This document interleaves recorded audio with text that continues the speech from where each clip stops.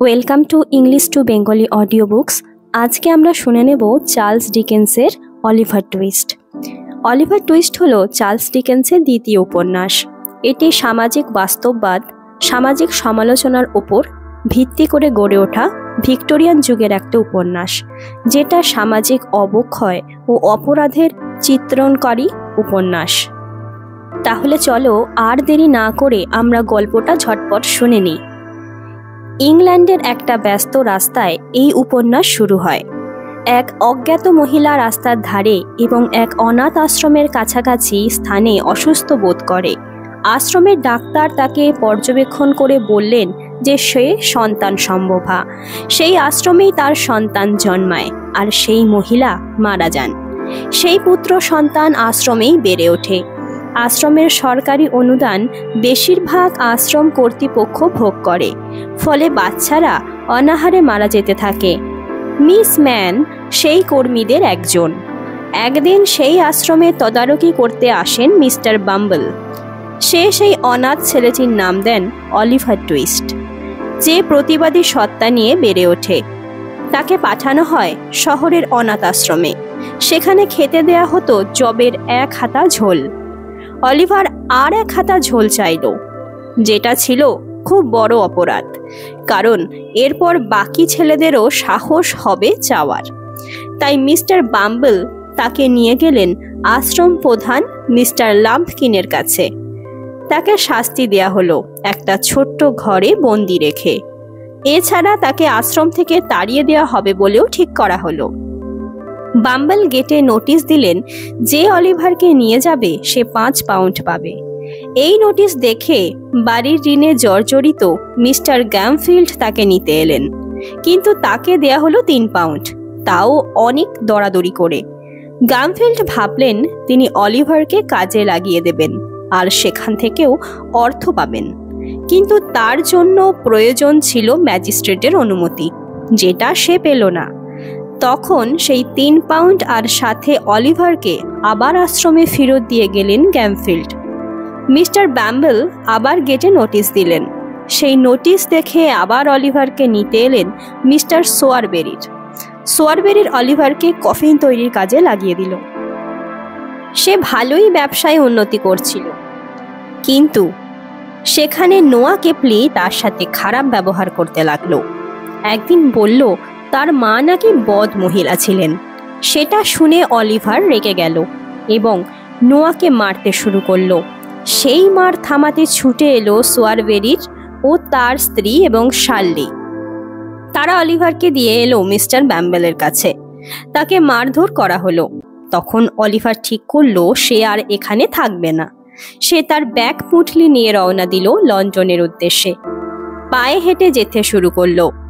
তার জামা প্যান্ট ছিঁড়ে গেল, মুখ বিবর্ণ হয়ে গেল। পথে বাড়িগুলোর সামনে যেখানে জায়গা পেত সে শুয়ে পড়ল।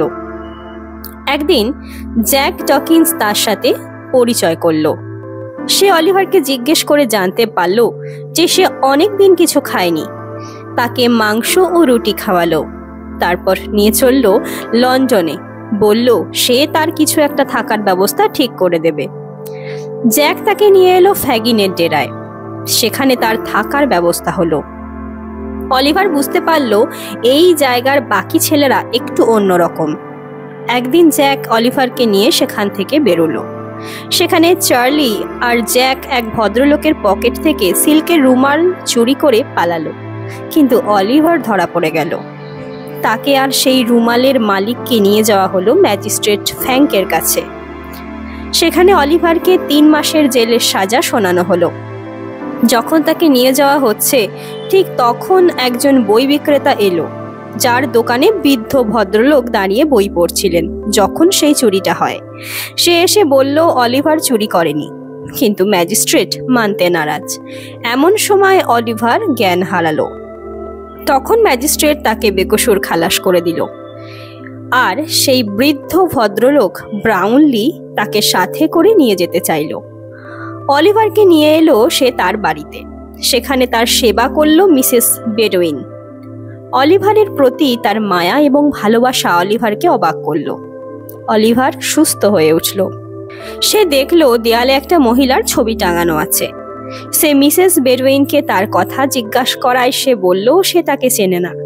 সেই সময় মিস্টার ব্রাউনলি ঘরে এলো এবং সেই মহিলার মুখের সাথে অলিভারের সাদৃশ্য খুঁজে পেল। এদিকে ফাগিনের ডেরায় হট্টগোল মাতল অলিভারের পুলিশে ধরা নিয়ে। সেই হট্টগোলে এসে হাজির হলো সাইকাস। সে নির্দেশ দিল অলিভারকে যেমন করে হোক ফিরিয়ে আনতে হবে। ন্যান্সি আর বেট নামে দুই মেয়ে এলো সেখানে তাদের দলের। ন্যান্সি বলে মেয়েটা জেল থেকে খবর আনতে রাজি হলো। সে একটা ঝুড়ি নিয়ে জেলে এলো অলিভারকে তার ভাই সম্বোধন করে তার খবর নিল। জানতে পারলো তাকে ম্যাজিস্ট্রেট ছেড়ে দিয়েছে। তাকে সেই বৃদ্ধ ভদ্রলোক নিয়ে গেছে পেন্টারভিলের বাড়িতে। মিস্টার ব্রাউনলি একদিন তার পড়ার ঘরে অলিভারকে ডেকে পাঠালেন। তাকে জিজ্ঞাসা করলেন তার অতীত নিয়ে। সে বলতে যাবে এমন সময় মিস্টার গ্রিনউইক ঘরে এলেন। সে অলিভারকে নিয়ে সংশয় প্রকাশ করল। মিস্টার ব্রাউনলি তাকে 5 পাউন্ড দিয়ে বইয়ের দোকানে পাঠালো। গ্রিনউইক বলল সে আর ফিরবে না, তার পুরনো ডেরায় চলে যাবে। কিন্তু মিস্টার ব্রাউনলির বিশ্বাস ছিল যে সে ফিরে আসবে। অলিভার রাস্তায় যাওয়ার পথে ন্যান্সিটাকে টেনে হিঁচড়ে ফ্যাগিনের ডেরায় আবার নিয়ে গেল। জ্যাক তার পকেট থেকে জোর করে 5 পাউন্ডটা নিয়ে নেয়। অলিভার তাদের কাছে মিনতি করে তাকে ছেড়ে দেওয়ার জন্য। সে বলে তাকে একবার ছেড়ে দিতে, যাতে সে মিস্টার ব্রাউনলির সাথে দেখা করে আসতে পারে, না হলে সে তাকে চোর ভাববে। কিন্তু তারা তাকে যেতে না দেওয়ায় সে অত্যন্ত দুঃখের সাথে বসে রইল। সে পালাতেও যায় এবং ধরা পড়ে যায়। ইতিমধ্যে গ্রিনউইক খুব খুশি যে তার কথা ফলে গেছে, কিন্তু মিস্টার ব্রাউনলি ভাবলেন সে হয়তো আবার সেই বাজে ছেলেদের খপ্পরে পড়েছে। তাই তিনি কাগজে বিজ্ঞাপন দিলেন যে অলিভারকে খুঁজে দিলে 5 গিনি পুরস্কার দেওয়া হবে। এই খবর দেখে মিস্টার বাম্বেল এলেন পেন্টারভিল এবং অলিভার টুইস্টের নামে খারাপ কথা বলে 5 গিনি নিয়ে ফিরে গেলেন। মিস্টার ব্রাউনলি সেই কথাও বিশ্বাস করে নিলেন, কিন্তু মিসেস বেডউইন এই কথা মানলেন না। তিনি বিশ্বাস করতেন যে ছেলেটি নিরপরাধ। ফ্যাগিন ন্যান্সিকে বললেন অলিভারকে নিয়ে সাইকাসের কাছে যেতে। অলিভারের অনিচ্ছা সত্ত্বেও তাকে নিয়ে যাওয়া হলো। সাইকাস সেখান থেকে অলিভারকে নিয়ে গেল হাইড পার্কের হ্যাম্পলটন শহরে। সেখান থেকে গেল শোবার শহর। সঙ্গে টবি ও বার্নিকে নিয়ে গেল ডাকাতি করতে। অলিভারকে নির্দেশ দেয়া হলো জানলা দিয়ে বাড়িতে ঢুকে দরজা খুলে দিতে, কিন্তু অলিভার ঘরে ঢুকে চিৎকার করে। তখন বাড়ির মালিক তার পায়ে গুলি করে এবং সবাই পালায়। সাইকাস অলিভারকে পিঠে নিয়ে দৌড় দেয়। ওদিকে অনাথ আশ্রমে স্যালি বুড়ির মরণাপন্ন অবস্থা। মিসেস কর্নিকে সে কিছু বলবে বলে ডেকে পাঠায়। মিসেস কর্নি ছিলেন একজন বিধবা মহিলা, যিনি আশ্রমেই থাকতেন। স্যালি বুড়ি মরার আগে বলে যে অনেক বছর আগে একটা মহিলা সেই আশ্রমে পুত্র সন্তানের জন্ম দেন। তারপর সে মারা যায়। সেই মহিলা তাকে একটা সোনার জিনিস দিয়ে গেছে আর তাকে বলে গেছে এটা তার ছেলেকে বড় হলে দিতে। এই বলে স্যালি বুড়ি মারা যায়। কর্নি সেই সোনার জিনিসের খোঁজ না পাওয়ায় তাকে গালিগালাজ করতে থাকে এবং মিস্টার বাম্বলকে কফি আনতে বলে। সেই ডাকাতির পর ফ্যাগিন কারুর খোঁজ না পেয়ে দুশ্চিন্তায় পড়ল। টবি একদিন একমুখ দাড়ি নিয়ে গায়ে ঢাকা দিয়ে ফ্যাগিনের ডেরায় এলো। তার কাছ থেকে জানা গেল যে সেই ডাকাতির দিন সাইকাস অলিভারকে একটা খানার মধ্যে ফেলে দেয়। সে বেঁচে আছে কি না তারা সেটা জানে না। তারপর থেকে সাইকাসও নিরুদ্দেশ। তারা যে বাড়িতে ডাকাতি করতে গেছিল সেখানে মিসেস সাইলি, তার ভাইজি রোজ আর বাবুর্চি জাইলস ও বেয়ারা বিটেলস থাকতো। অলিভারকে সাইকাস যে খানাতে ফেলে দিয়েছিল সেখান থেকে সে খোঁড়াতে খোঁড়াতে কোনো মতে উঠে এলো সেই বাড়িটার সামনে। কিছুক্ষণ ডাকাডাকির পর সে জ্ঞান হারালো। তখন বাড়ির লোকেরা তাকে ভিতরে নিয়ে গেল। ডাক্তার লসবানকে ডাকলো, সাথে পুলিশকেও ডাকলো। কিন্তু রোজ কাঁদতে লাগলো যাতে অলিভারকে পুলিশে না দেওয়া হয়। তখন জাইলস আর ব্রিটেলকে অর্থর বিনিময়ে পুলিশকে কিছু না বলার জন্য চুপ করানো হলো। পুলিশ এলো বাড়িতে জেরা করতে, কিন্তু সবাই অলিভারের কথা লুকিয়ে গেল। পুলিশগুলো খাবার আর মদ খেয়ে চলে গেল। মিসেস সেইলি রোজ আর অলিভারকে একটা গঞ্জে বেড়াতে নিয়ে গেল। সেই দিনের পর থেকে অলিভার তাদের সাথেই থাকতে শুরু করেছিল সেই গঞ্জে অলিভার নিজের ইচ্ছা মতো ঘুরে বেড়াতো। গির্জার একজন শিক্ষকের কাছে পড়তেও যেত, পিয়ানোয় গান গাইতো। জীবন যে এত সুন্দর হতে পারে সেটা সে ভাবতেই পারেনি। একদিন সন্ধ্যায় রোজ পিয়ানোয় গান গাইতে গাইতে অসুস্থ বোধ করে। তখন অলিভারকে দিয়ে মিসেস সেইলি ডাক পাঠান ভালো ডাক্তারকে। সে পর্যবেক্ষণ করে জানায় যে রোজ সেরে উঠবে। সেটা শুনে সবাই স্বস্তির নিঃশ্বাস ফেলে। রোজের অসুস্থতার খবর পেয়ে হ্যারি সাইলি ছুটে আসে সেখানে। তখন রোজ অনেকটা ভালো হয়ে উঠেছে। হ্যারি তাকে বিয়ের প্রস্তাব দেন, কিন্তু রোজ হ্যারির থেকে নিচে অবস্থান করায় সে বলে তাকে বিয়ে করলে হ্যারির মান সম্মান চলে যাবে। সে 1 বছর সময় চায়। ওদিকে মিস্টার বাম্বেল বিয়ে করেছেন মিস কর্নিকে। বিয়ের 2 মাসের মধ্যেই সে তার স্ত্রীর কাছে অত্যাচারিত হচ্ছে। একদিন ঝামেলা চরমে পৌঁছে গেল। সেদিন বাম্বেল একটা মদের দোকানে গিয়ে বসলো। সামনে এসে বসলো একটা লোক। সে অলিভারের মায়ের মৃত্যুর সময়ে তার কাছে থাকা বুড়ি স্যালিকে কিছু বলে গেছে কিনা জানতে চাইল। বাম্বেল বলল সে ঠিক জানে না, তবে মিসেস কর্নিকে কিছু একটা বুড়ি স্যালি বলে গেছেন এবং তারপরে মারা গেছেন। লোকটি একটা কাগজে তার ঠিকানা লিখে দিল, কিন্তু তার নাম ছিল না কোথাও। পরের দিন মিস্টার বাম্বেল ও তার স্ত্রী সেই ঠিকানায় গিয়ে পৌঁছালো। মঙ্কস ছিল লোকটার নাম। সে 25 পাউন্ড দিয়ে মিসেস বাম্বেলকে সব বলতে বলল। মিসেস বাম্বেল বলে যে স্যালি বুড়ি তাকে একটা রসিদ দিয়ে মারা যায়। সে অলিভারের মাকে একটা সোনার জিনিস দিয়েছিল। মিসেস বাম্বেল সেই রসিদটা নিয়ে বন্ধকি একটা আংটি নিয়েছিল, যাতে লেখা ছিল অ্যাগনাস আর একটা লকেট। সে সেগুলোকে সেই বন্ধকি জায়গা থেকে ফেরত নিয়ে আসে।